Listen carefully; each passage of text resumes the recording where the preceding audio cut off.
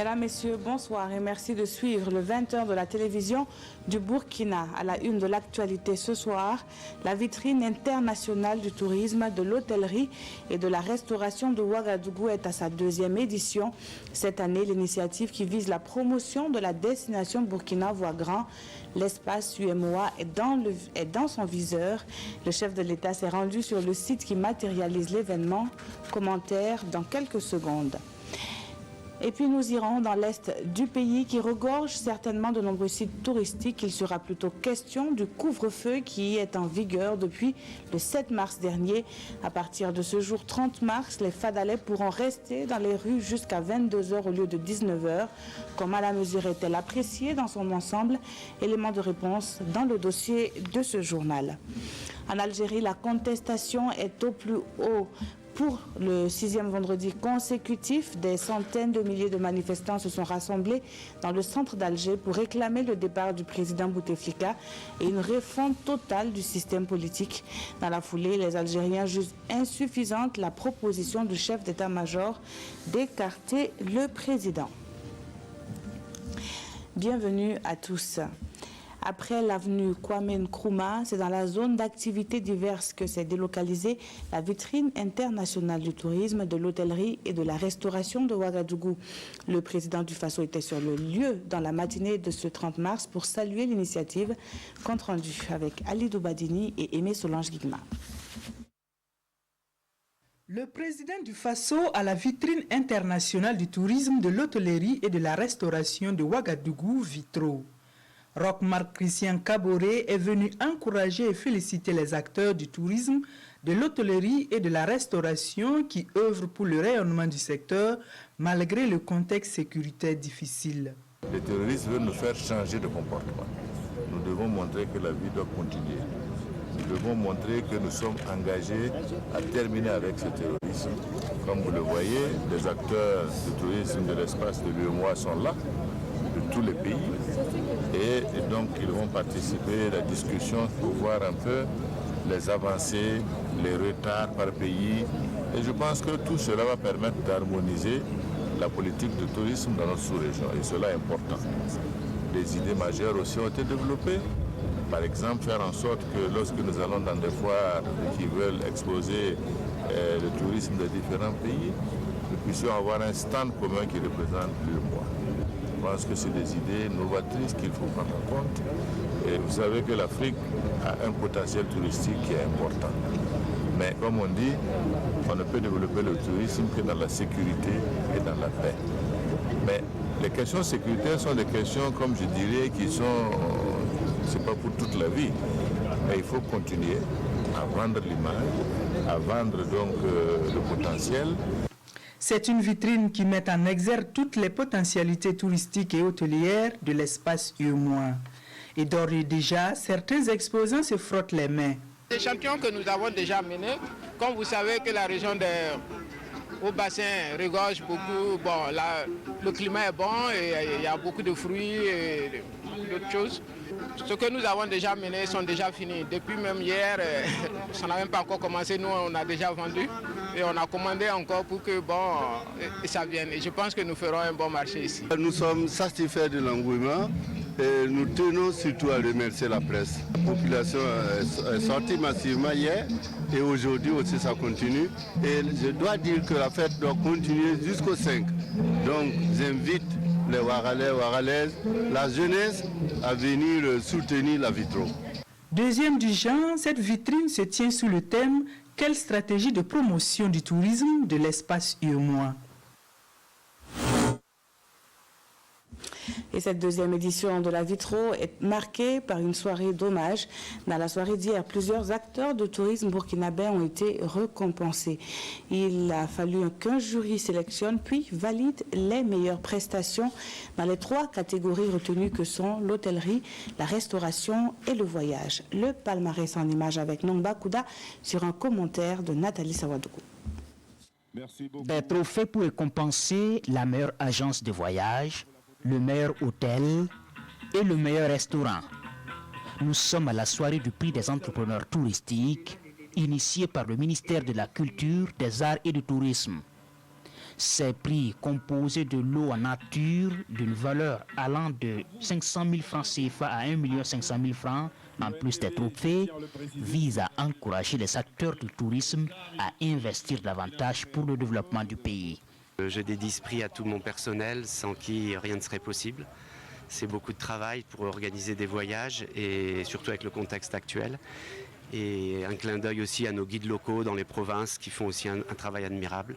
Par cette distinction, le ministère en charge de la culture veut renforcer la collaboration entre l'administration et le secteur privé qui œuvre essentiellement dans le tourisme. Au niveau du tourisme, il fallait aussi un événementiel très important. C'est pourquoi nous avons créé la nuit de l'entrepreneur touristique pour encourager tous les acteurs de ce domaine-là aussi. C'est un cadre d'émulation que le ministère a voulu mettre pour permettre aux acteurs touristiques de se frotter aux uns aux autres, d'échanger des expériences et partant de là, d'améliorer les qualités qu'ils offrent aux touristes. Le prix de l'entrepreneur touristique est à sa première édition et il se tient dans le cadre de la deuxième édition de la Vitro, la vitrine internationale du tourisme, de l'hôtellerie et de la restauration de Ouagadougou. À New York, les patrons des diplomaties françaises et burkinabais poursuivent leur mission de plaidoyer en faveur du G5 Sahel. Jean-Yves Le Drian et Alpha Bari ont exposé au sous-secrétaire d'État américain la nécessité d'étendre l'appui de la MINUSMA au bataillon des autres pays membres du G5. Jusque-là, les États-Unis émettent des réserves sur cette position tout en soutenant de façon spécifique la force antiterroriste dans le Sahel. Retrouvons notre envoyé spécial, Draman Guéné, pour plus de précisions.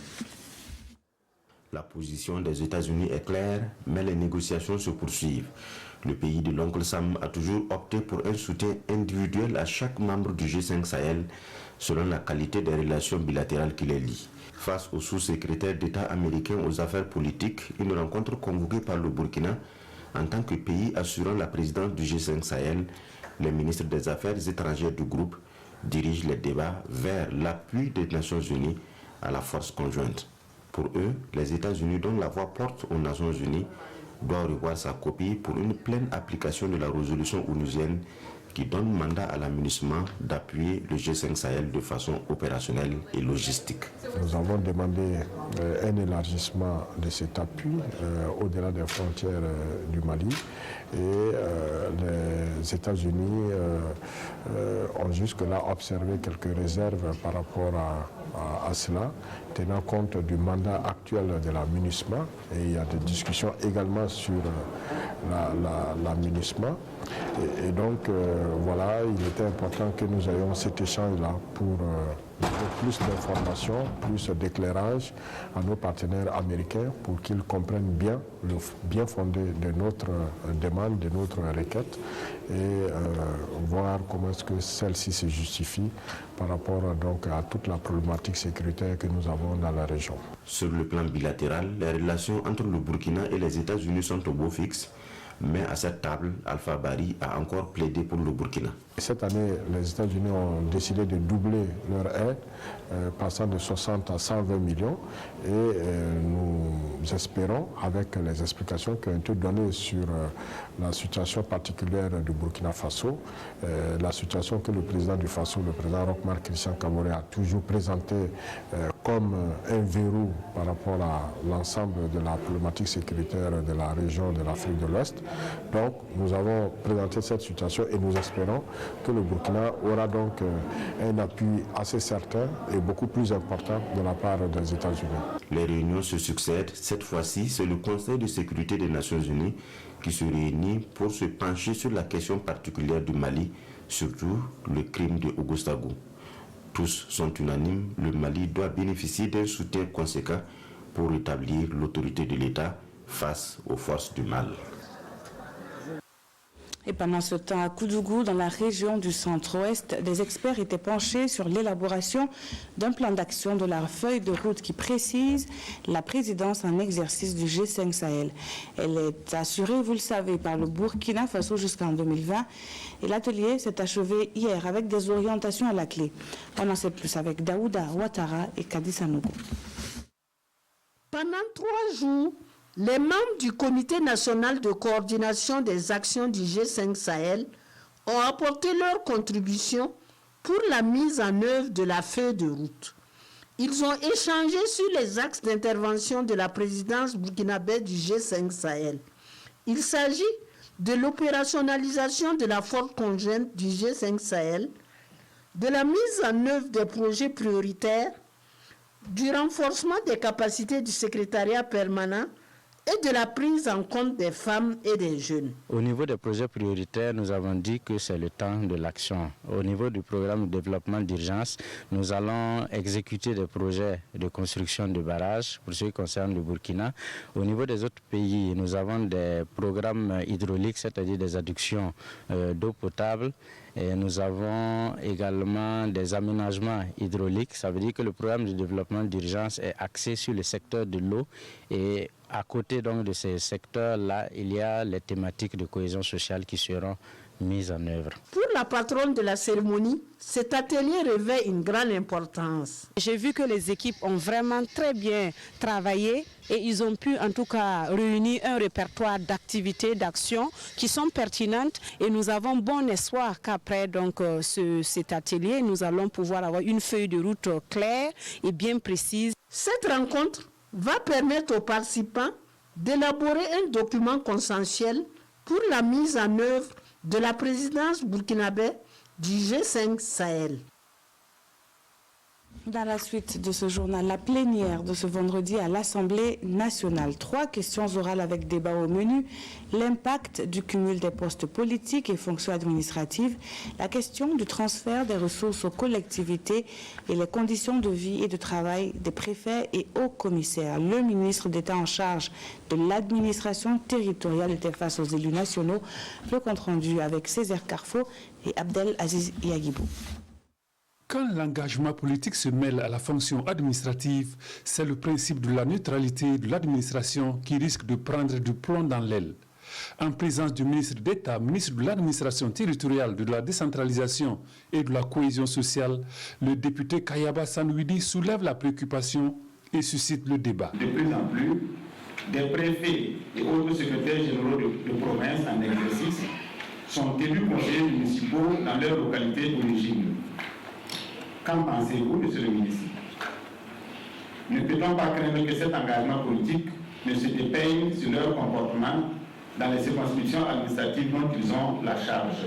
Tout en n'occultant pas cette probabilité, le ministre Siméon Sawadogo indique qu'entre droits civiques et obligations administratives, il y a une barrière faite de dispositions législatives qui garantissent la neutralité et l'impartialité. Les dispositions législatives et réglementaires sont prises. Il s'agit principalement de la loi 081 du 24 novembre 2015 portant statut général de la fonction publique d'État qui, en son article 44, stipule que, je cite, le fonctionnaire doit, en toutes circonstances, assurer ses fonctions en toute impartialité et se garder de toute attitude discriminatoire à l'égard des usagers du service public ainsi que de tout comportement de nature à faire douter de la neutralité du service public. 13 ans après l'entrée du Burkina dans la communalisation intégrale, le député Sanoudi estime que le processus de transfert des ressources vers les collectivités balbutie. Autant, selon lui, les ministères concernés par ces transferts continue d'exécuter des chantiers qui, en temps normal, relèvent des maires et des conseillers municipaux, autant les ressources allouées aux collectivités sont transférées tardivement. Et réagissant à cette préoccupation, le ministre d'État Sawadogo, chiffre à l'appui, explique que malgré les difficultés de l'heure, des efforts sont consentis pour permettre à la politique de décentralisation de voler désormais haut. D'ici à 2020, 15% du budget national seront transférés aux collectivités, a-t-il indiqué. Et pour plus d'efficacité, la plupart des députés ayant pris la parole plaident pour que les maires soient désormais coiffés d'une double casquette de maire et de préfet. Nous avons à l'heure actuelle 350 départements et nous avons 45 provinces. Pendant qu'on parle de neutralité de représentants de l'État, une proposition m'est faite ici de faire en sorte que celui qui a été élu sur base partisane soit le représentant de l'État. Alors on ne peut pas vouloir d'une chose et son contraire. Donc là, il y a problème. Donc nous sommes conscients qu'il y a une difficulté qui est ici. Moi, je pense que le problème qui est posé, c'est de savoir qu'est-ce qu'on fait des 350. Est-ce qu'on travaille à les renforcer? Là, il faut qu'on arrive à avoir les ressources nécessaires. Sinon, la solution la plus facile, c'est de dire qu'on les supprime. En attendant, le ministre d'État consent que des efforts doivent être faits pour l'amélioration des conditions de vie et de travail des préfets et des hauts commissaires. Cette plénière a consacré la validation du mandat du député Roger Diman, qui supplée le député Tibila Kaboré du MPP, décédé le 13 mars dernier. À l'hémicycle, son collègue, mais aussi opposés dans les prises de position, les députés issus des partis politiques représentés à l'Assemblée nationale préconisent le rassemblement. Le cadre de dialogue interparti, plus qu'un concept, se positionne comme un outil rassembleur autour d'une cause commune, la cohésion. À Bobo Dioulasso, une conférence de presse a situé sur les enjeux, les tenants et les aboutissants de ce cadre de dialogue où sont réunis des courants divergents. Le point avec Moussa Tamboura, Ali Traoré et Rokia Sano. C'est une première au Burkina Faso. Tous les partis politiques présents à l'Assemblée nationale réunis autour du cadre de dialogue interparti. Cette nouvelle structure, qui s'est inspirée de l'expérience du Danemark, vise la solidarité entre les différents partis en ce qui concerne la question d'État, malgré les divergences idéologiques. Il n'y a pas de cadre qui regroupe l'ensemble des partis politiques, qu'ils soient de la majorité ou de l'opposition. C'est ce cadre que nous venons de créer pour nous permettre de nous retrouver entre partis politiques, acteurs qui nous sommes engagés dans la vie publique, qui avons pris des engagements devant notre peuple pour dire que nous luttons pour l'intérêt général.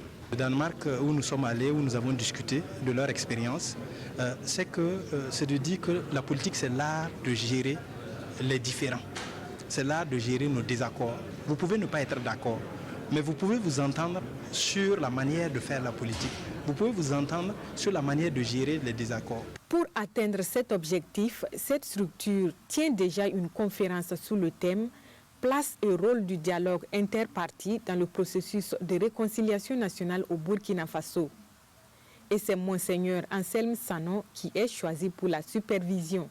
Ce soir, je vais le demander tout à l'heure à chacun de saluer l'autre. De saluer l'autre. Parce que nous sommes les voisins de 7 milliards et plus d'hommes qui sont nos voisins. On ne le sait pas. Et pendant ce temps, le voisin le plus proche, on l'ignore.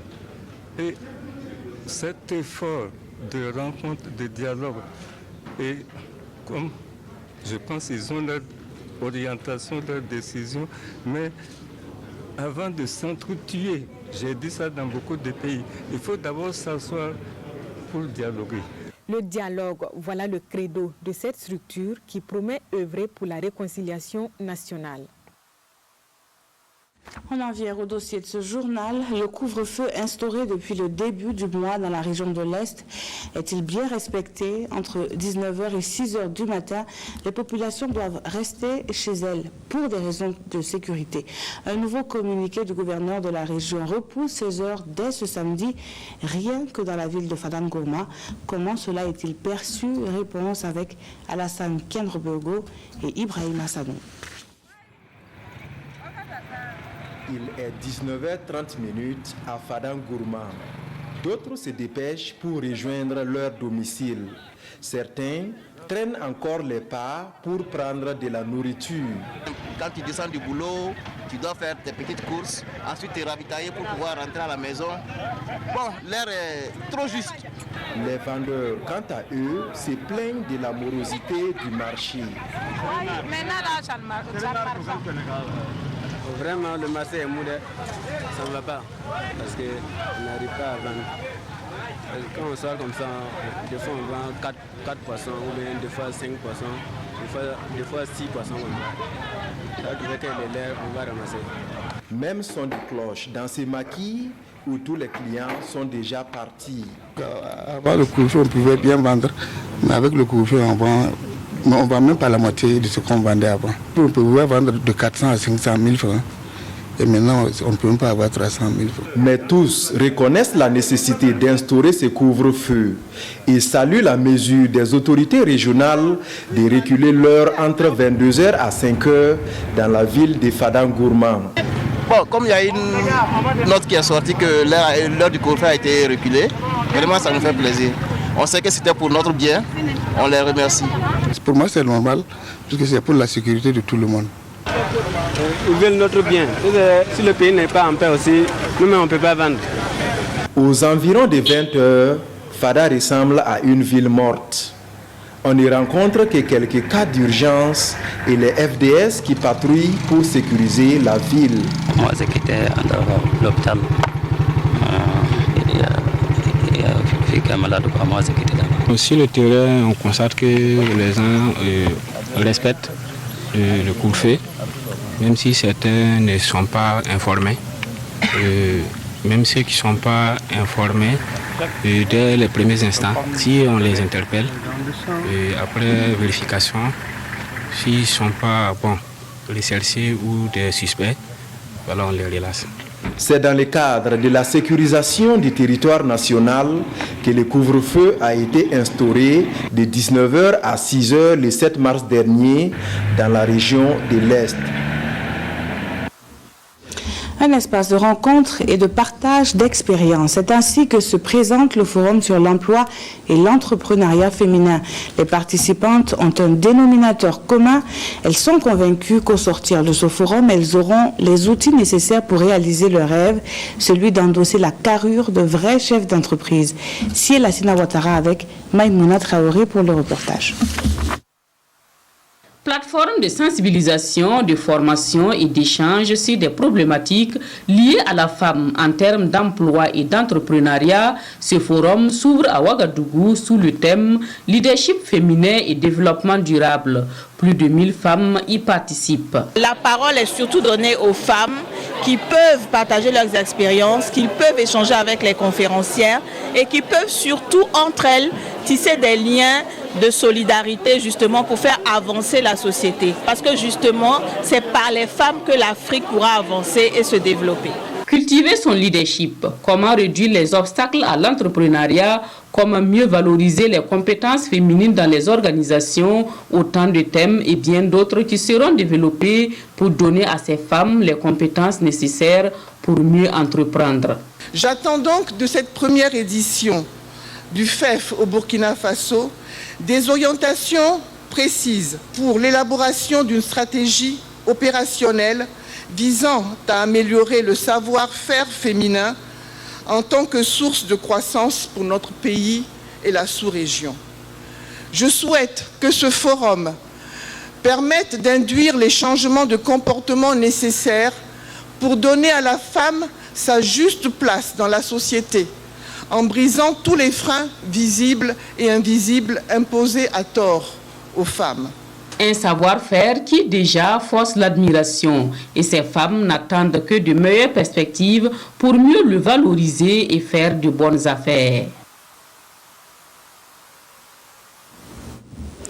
Eux sont désormais maîtres de la pédagogie. Plus de 4000 apprenants des écoles nationales des enseignants du primaire sont jugés aptes à œuvrer pour une éducation de qualité dans un contexte particulier. L'insécurité et l'incivisme ont plusieurs fois été subis dans le système éducatif. C'est dire combien sont grands les défis qui se présentent à ces pédagogues ayant grade d'inspecteur adjoint certifié. Constantin Ouiraogo avec Alidou Alain Sawadogo. Ils sont au total 4064 instituteurs issus de 8 écoles nationales des enseignants du primaire ENEP du Burkina. Ils effectuent ainsi leur sortie nationale à partir de Wayugia. Après 18 mois de formation, ces pédagogues s'engagent à relever les défis d'une éducation de qualité pour tous. De notre part, comme le ministre l'a si bien souligné, c'est de se donner à fond et braver toutes les difficultés, montrer réellement que nous sommes là pour se battre afin que l'État, accompagné du ministère, puisse relever les défis qui s'exposent à eux, des défis particulièrement que nous avons exposés, et de sécurité et d'insuffisance qui minent réellement notre société. Face à ces défis, les responsables de l'éducation rassurent que des mesures sont déjà prises pour permettre aux acteurs de ce secteur d'assurer avec quiétude leur mission et faire de l'éducation un levier pour le développement du pays. Le monde éducatif a été éprouvé depuis le début des menaces proférées contre le système éducatif. Nous avons perdu 4 enseignants à la date d'aujourd'hui.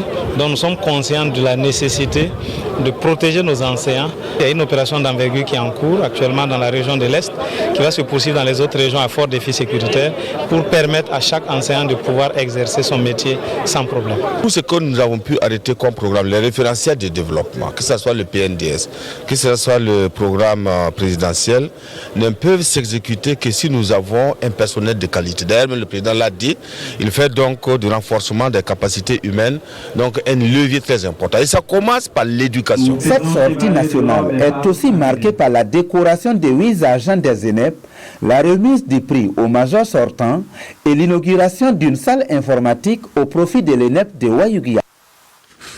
Retour dans la ville de Sia où se tiennent des journées portes ouvertes de la Sonabel. La société de production et de distribution d'énergie au Burkina a initié une visite guidée de ses installations dans le Oué. Des militants d'associations et d'organisations de la société civile ont été édifiés sur les capacités réelles de la Sonabel. Carnet de route signé Betty Bienaon avec Moumouni Barou. Faire découvrir à la population les activités que mène la Sonabel, c'est l'objectif de cette visite guidée ici sur les installations des centrales électriques de Bobo 2 et de Cordini.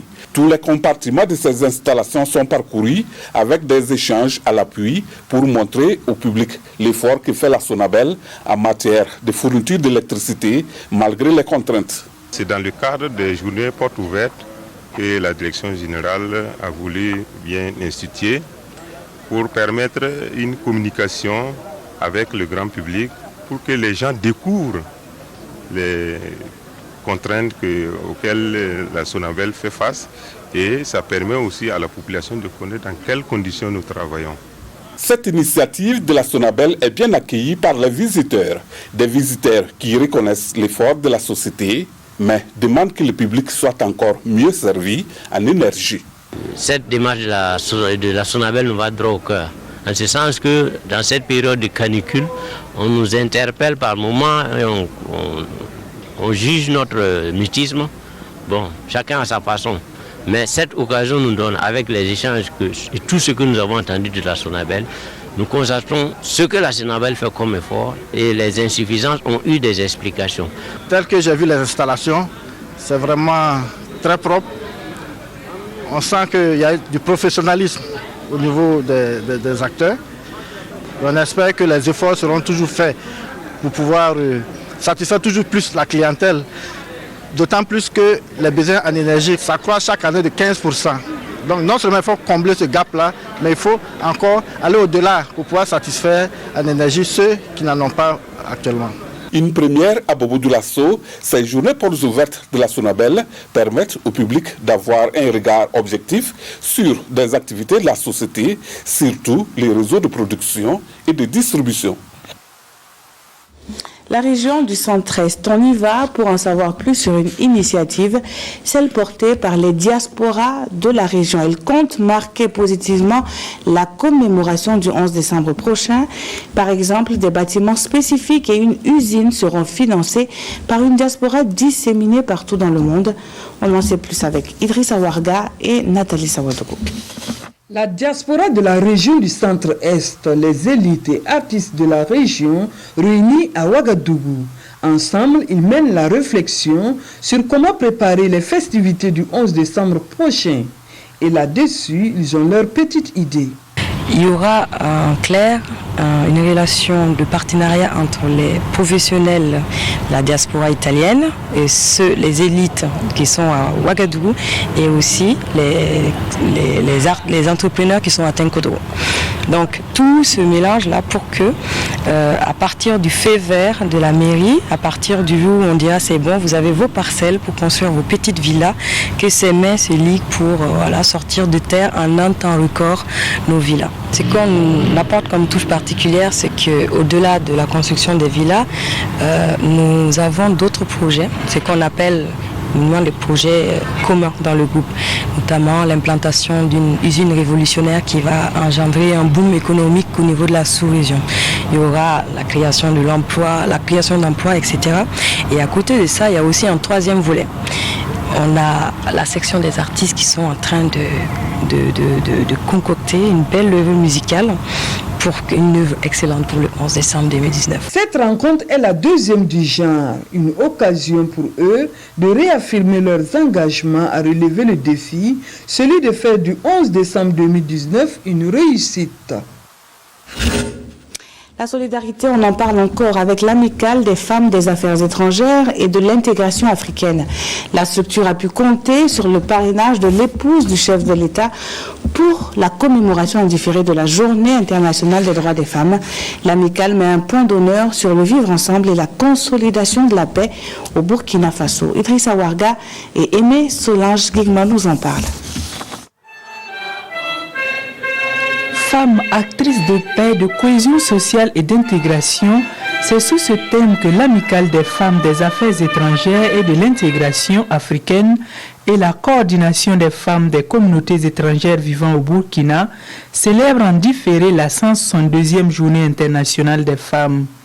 Par cette commémoration, elles entendent apporter leur contribution aux efforts de développement du pays, notamment à la promotion de l'intégration des peuples et à la consolidation de la paix. Le Burkina Faso est depuis quelques années confronté à de multiples attaques terroristes. Donc nous avons voulu ne pas sortir de ce thème national-là et inviter les femmes, les affaires étrangères, mais aussi de l'intégration africaine, les femmes de communautés et tout le monde de façon générale à œuvrer à un Burkina de paix, de sécurité, de cohésion sociale et d'intégration des peuples.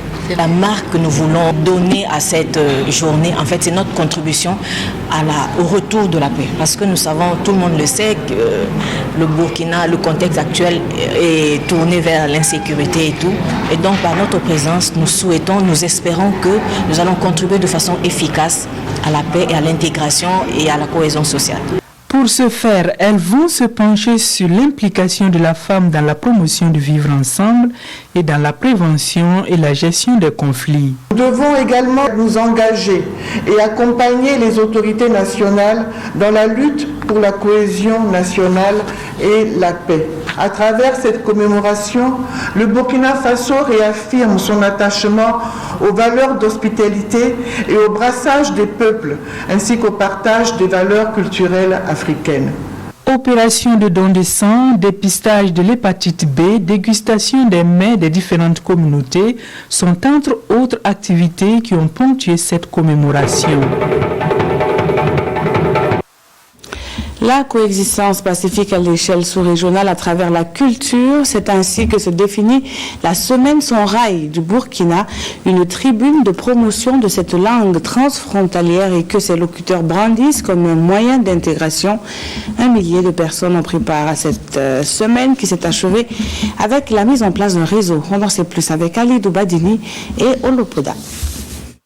Bien que dispersée dans la plupart des pays de la région ouest-africaine, la communauté Songhai vient de démontrer à travers cette semaine Songhai du Burkina sa capacité de se rassembler pour une cause noble, celle d'utiliser sa langue et sa culture pour établir des liens de coexistence pacifique avec les autres communautés.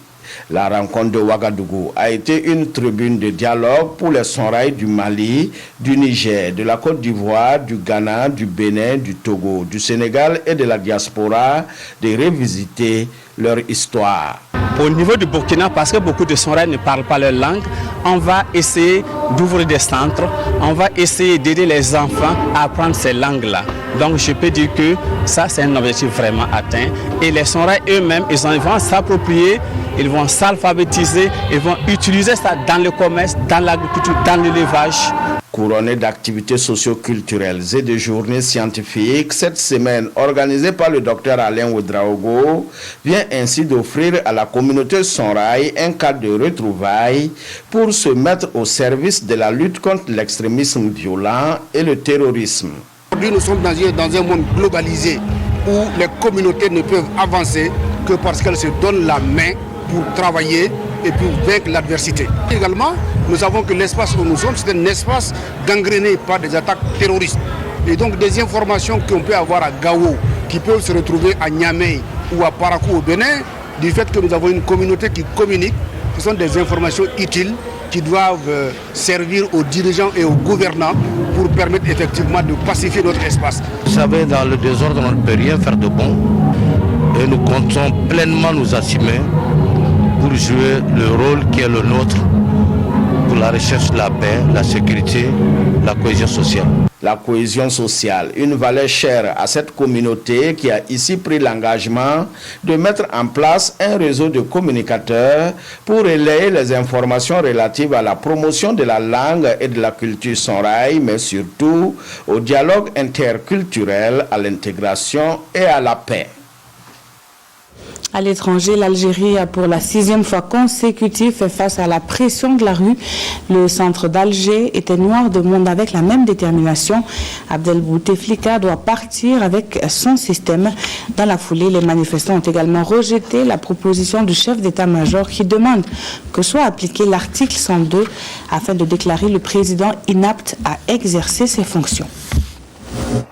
Ces images envoyées par la télévision algérienne témoignent de l'ampleur de la manifestation populaire organisée dans la capitale. Des rassemblements similaires se tiennent également dans d'autres villes de province. C'est le 6e vendredi consécutif de contestation visant le pouvoir. Et ce n'est plus seulement le président Bouteflika que les manifestants veulent voir dégager, c'est tout le régime. Les récentes prises de position du chef d'état-major de l'armée sont accueillies avec défiance. De nombreux Algériens craignent que les caciques du régime cherchent à court-circuiter le mouvement de contestation. Dans les slogans, un même message, c'est le peuple qui doit décider.